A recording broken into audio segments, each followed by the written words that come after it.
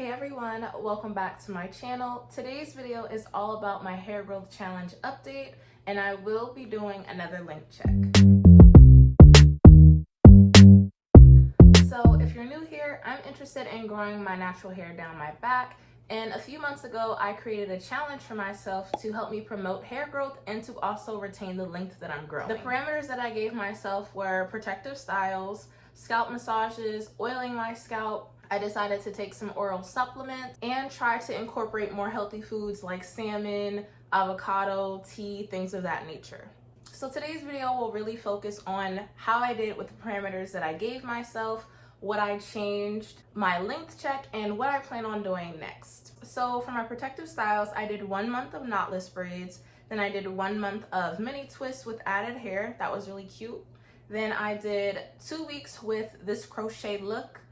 And then I followed up doing 3 weeks with my vacation braids that had a little bit of color in it, just, to experiment, to play around a little bit. I did wash my hair in the braids, and then I, of course, washed my hair in between each hairstyle. Out of all the styles, I would say that the braids and the twists were definitely a go-to and something that I will be repeating because they granted me great access to my scalp, which is good for the scalp oiling and the scalp massage.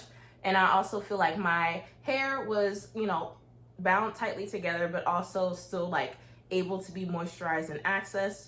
The crochet hair, on the other hand, it was so cute. People were giving me double looks to see if it was my hair. It wasn't my natural hair, but I did feel that the crochet, I wasn't able to access my scalp as easily. So I found that my scalp was getting dry, and I also feel like my scalp was being suffocated. And when I took down the crochet hairstyle, I noticed that my scalp was a little bit inflamed and had some flakes and some dandruff, but that went away after about a week and a half of me then treating my scalp with my DIY hairspray and then oiling my scalp. If I do crochet again, I'll have to get a proper crochet braid down, or I'll only leave it in for a week or so. So in terms of supplements, I did take MSM powder every other day for 3 months. This hair growth challenge update is coming in a little after 3 months, but I decided that I only wanted to take the MSM powder for 3 months because I heard that, our bodies can have a reaction of it if we take too much, or our bodies can get hooked to it and then it can have adverse effects after a while. So to not overdo anything, I did take a break from taking MSM orally. But this is the brand of MSM that I was taking orally, and I will be taking this again, but I'll give more information on that shortly. Another oral supplement that I took while on this hair growth challenge was Geritol, and I did take Geritol for a little over 3 months. I was doing it every other day, but I did it until I finished 3 whole bottles. So this is my 3rd bottle of Geritol, and it's empty. I kept it for this video. But those were the supplements that I took, and I'm glad that I stayed on track. And I recently washed my hair, and I do feel like my hair is longer, so we'll get to the link check. I do have to also mention with the MSM powder that even though I stopped taking it orally after 3 months, I still am using it almost every day because MSM powder is in my topical DIY hairspray. And if you want to learn more about that DIY hairspray, I did make a whole video on it. It's easy and simple to make, so I'll leave that in the cards and also in the description box. But the DIY hairspray was important for me because that is the moisturizer or the liquid that I put on before I do oil on my scalp. So I'll always go through my scalp and put that DIY hairspray on kind of as the base, and then I'll follow up with my hair oil. The scalp oil that I was using most often with this hair growth challenge was wild growth oil or wild hair growth oil, whichever one it's pronounced as. And then I also was using Batana oil, and those 2 combinations right there, heavy hitters, okay? I do feel like I was more consistent with the scalp massages and the hair oiling when I had in the braids and when I had in the twist. I was on top of it. But once I put that crochet hair in and it was really kind of hard to access my scalp, I really did slow down on the scalp massages. And then after that, I was on vacation, so it did lack a little bit. And so that is something that I want to improve going forward. When I set my mind on something or say I'm going to do something, I do want to try to be consistent all the way to the end. In terms of food, I did incorporate more salmon, more sardines for the omega-3s. I already eat a decent amount of avocado. I've also been incorporating more tea into my diet as well. And I know it's getting hot, y'all, but if you just let the tea seep for a little bit, let it cool down and drink it, you can still get in all of the nutrients. And my favorite two teas as of late have been horsetail and nettle tea. I've definitely noticed a strength in my fingernails, and I hope it's doing something to my hair as well. Both of these teas have ingredients that are scientifically proven to promote hair growth. So we will see in the link check, you know, how much hair growth happened. I did pick this up in the 3rd month of this challenge, and it's something that I'm going to incorporate going forward. And you know, it's calming to drink tea in the morning, so I like this for my overall routine as well. And if you're interested in learning about more teas that are good for hair growth, you should definitely check out my video on the best herbal teas to promote hair growth.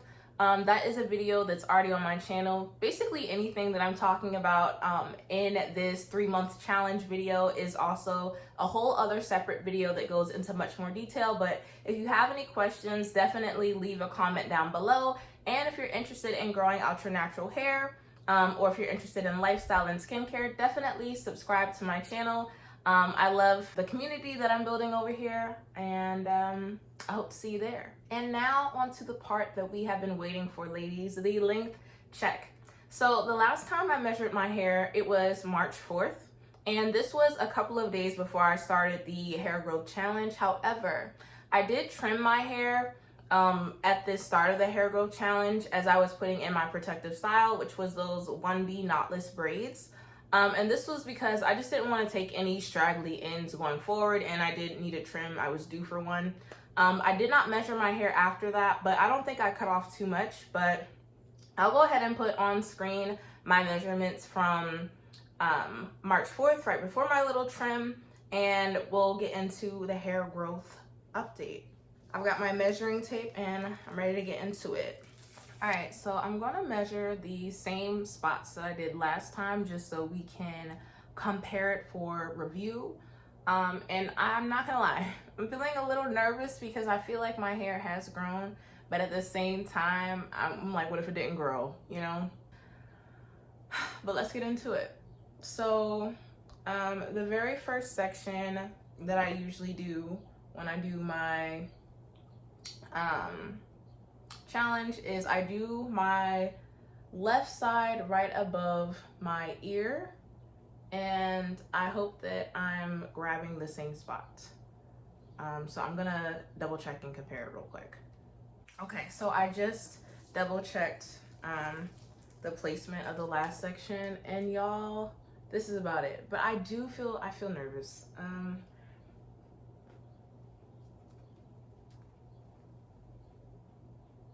So hopefully I can do this accurately enough. All right, let's scooch in close.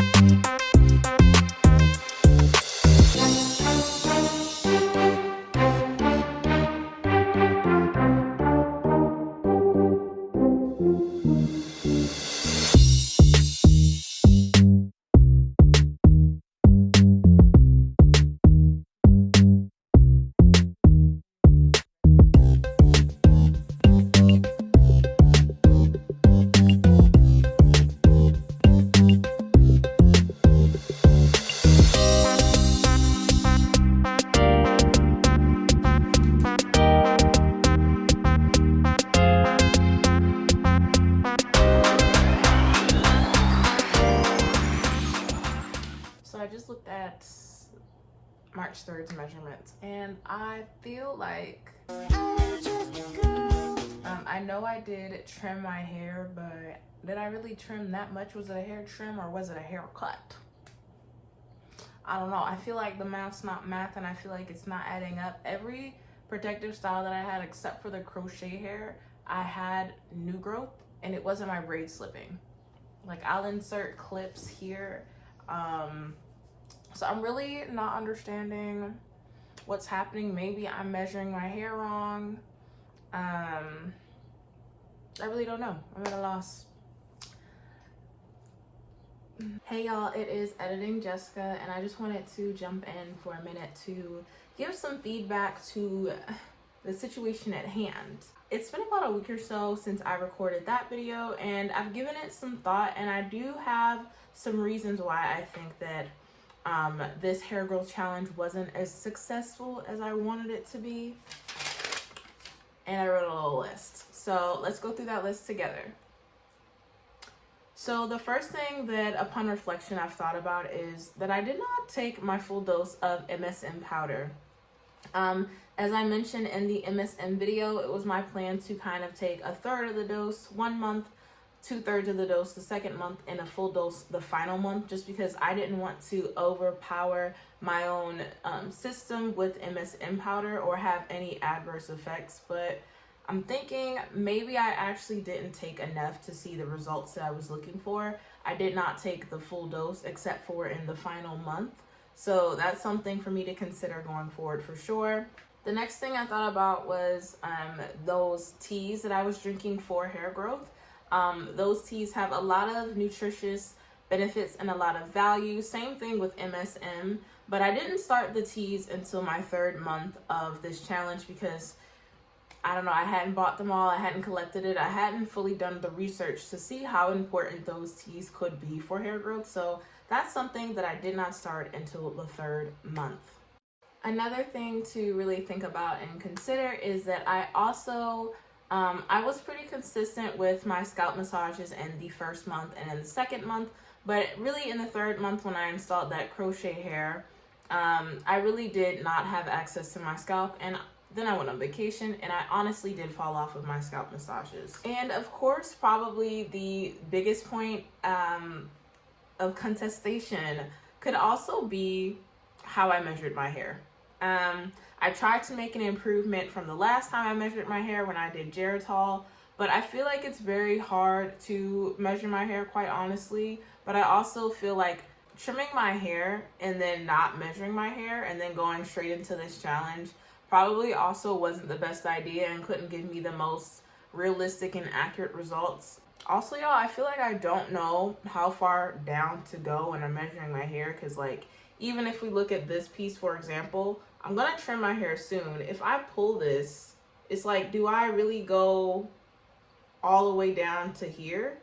I feel like that's very hard for me. And I think I need to come up with another system to measure my hair, since my shrinkage is so strong. And I feel like my hair is always stuck at the same length. And I think part of that is maybe a little bit of a hair growth plateau, but I also have to kind of figure out what techniques are and are not working for me. Again, this is a natural hair journey, keyword in journey, and I'm gonna figure it out.